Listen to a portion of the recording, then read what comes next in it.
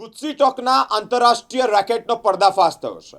Surat crime બ્રાન્ચે એક આરોપીને દબોચ્યો છે, એટલે કે તેની ધરપકડ કરી છે અને કાયદેસરની કાર્યવાહી હાથ ધરી છે. ભારતમાં કમિશન પર બેંક એકાઉન્ટ મેળવી દુબઈથી સંચાલિત ગેંગ માટે ફ્રોડના નાણાં ટ્રાન્સફર કરાવતો આરોપીનો ગુનાહિત ઇતિહાસ હોય.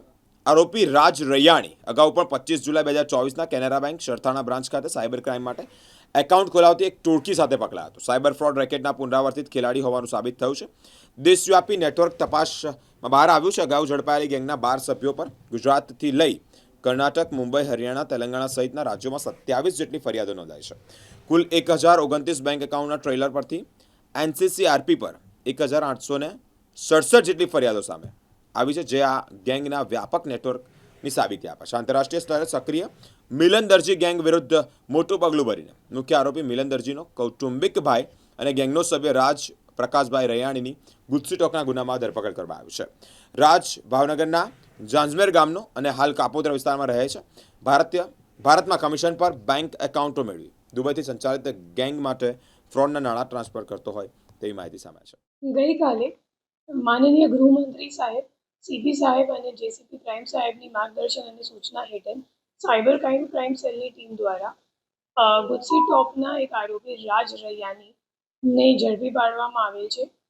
આ જે ગુનો છે ગઈ સાલે 10મા મહિનામાં નોંધાયેલ હતો અને એમાં સ્વાધ્યાય કોમ્પ્લેક્સમાં આવતી એક ઓફિસ જે મોટા વરાજા ખાતે ઉપસ્થિત છે, ત્યાં રેડ પાડવામાં આવેલ હતી અને એ ઓફિસના રેડમાં કુલ 28 મોબાઈલ ફોન, 250 સિમ કાર્ડ, 180 જેટલા પાસબુકો અને એના સિવાય જે ત્યાં લેપટોપ હતો, જે લેપટોપ મળી આવેલ હતો, એ લેપટોપમાં લગભગ 261 જેટલા બેંક એકાઉન્ટમાં નેટ બેન્કિંગ મારફતે નાણાંનો વ્યવહાર પણ ચાલતો હતો.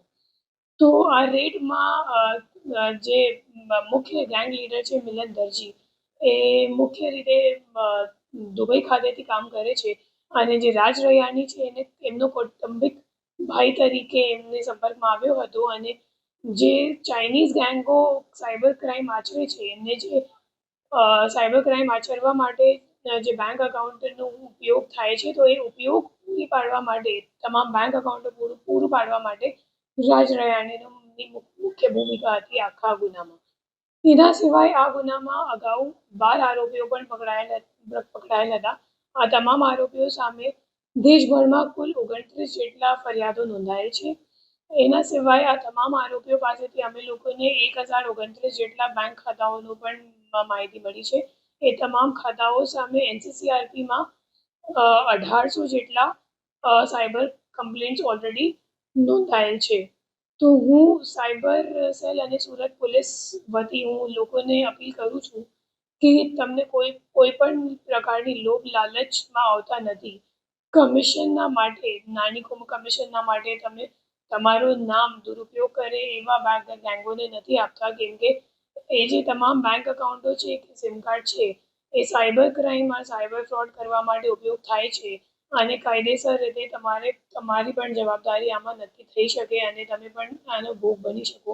એટલા માટે હું બધાને અપીલ કરું છું કે આવી કોઈ લોભ લાલચમાં નથી આવતા અને સારી રીતે અગર કોઈ ખબર પડે તમારી સામે કોઈ અગર કમિશનના માટે બેંક ખાતા ખોલાવવા માટે તમને સંપર્ક કરે તો તમે સીધી આ બાબતની સૂચના અમે લોકોને આપો તો અમે લોકો પ્રોએક્ટિવ રીતે આ દિશામાં કામ કરીશું.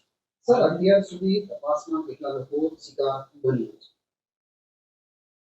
તપાસમાં 1800 જેટલા તો તમારું કમ્પ્લેન્ટ છે, તો બેઝિકલી 1800 ફ્રોડ ઓલરેડી થઈ ગયું છે. એના સિવાય જે એફઆઈઆર દેશભરમાં નોંધાયેલ છે, જે અલગ અલગ રાજ્યમાંથી છે, ફોર એક્ઝામ્પલ કર્ણાટકનું છે, હરિયાણાનું છે, એના સિવાય ગુજરાતનું છે, મુંબઈનું છે, તો અલગ અલગ રાજ્યમાંથી કુલ મળીને 27 જેટલા એફઆઈઆર નોંધાયેલ છે. ચાઇનીઝ ગેંગના સંપર્કમાં કેવી રીતના એમાં જે મુખ્ય આરોપી છે મિલન દરજી, એમની સામે અમે લોકો ઓલરેડી પ્રોસેસ ચાલુ છે એમને ધરપકડ કરવા માટે. તો મુખ્ય રીતે મિલન દરજી સુરતથી ચાઇનીઝ ગેંગને સાયબર ફ્રોડ કરવા માટે જે બેંક એકાઉન્ટ એમની જરૂરિયાત છે તો એ બેંક એકાઉન્ટ આપે છે અને આ સંપર્કમાં એ લોકો દુબઈ ખાતેથી આવ્યા અને મિલન દરજી મોટા ભાગે કોર્ડિનેટ કરે છે દુબઈથી.